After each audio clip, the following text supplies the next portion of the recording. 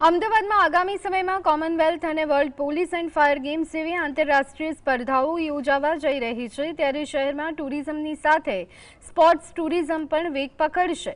આ ક્ષેત્રને પ્રોત્સાહન આપવા માટે વીર સાવરકર સ્પોર્ટ્સ સંકુલ ખાતે ખાસ બેડમિન્ટન લીગનું આયોજન કરાયું।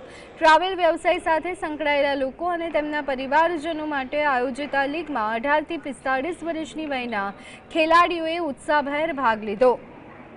મેલ અને ફિમેલ કેટેગરીમાં યોજાયેલી આ સ્પર્ધાનો મુખ્ય ઉદ્દેશ્ય ખેલાડીઓની પ્રતિભાને પ્લેટફોર્મ પૂરું પાડવાનો અને અમદાવાદને વૈશ્વિક સ્પોર્ટ્સ મેપ પર મજબૂત રીતે સ્થાપિત કરવાનો છે।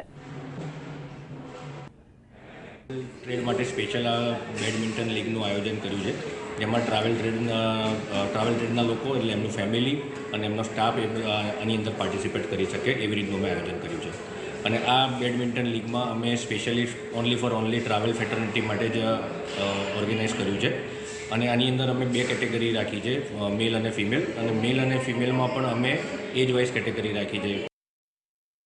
અત્યારે બૂમ છે ઇન્ડિયાની અંદર, અને ટુરિઝમ અને ટ્રાવેલ ઇન્ડસ્ટ્રીની વાત કરું તો ફર્સ્ટ ટાઈમ એવર થઈ રહ્યું છે આ ઇન્ડસ્ટ્રીની અંદર। જે ગ્લોબલ ટુરિઝમ બેડમિન્ટન લીગ જે 2 દિવસની ઇવેન્ટ છે એ અહીંયા વીર સાવરકર સ્પોર્ટ્સ કોમ્પ્લેક્સમાં જે હોસ્ટ કર્યું છે એ બહુ એક એનર્જેટિક એટમોસ્ફિયર થઈ ગયું છે। અત્યારે બી મેચીસ ને બધું ચાલી જ રહ્યું છે, ઓન ગોઈંગ જ છે, અને ટ્રેડના લોકો, તેમની ફેમિલી, તેમનો સ્ટાફ બધાને ભેગા મળીને કઈ રીતના આપણે સ્પોર્ટ્સ ટુરિઝમને બૂસ્ટઅપ કરીએ, નેટવર્કિંગ સેશન થાય, ગેટ ટુગેધર થાય, એ જ આખો આની અંદર મોટિવ છે।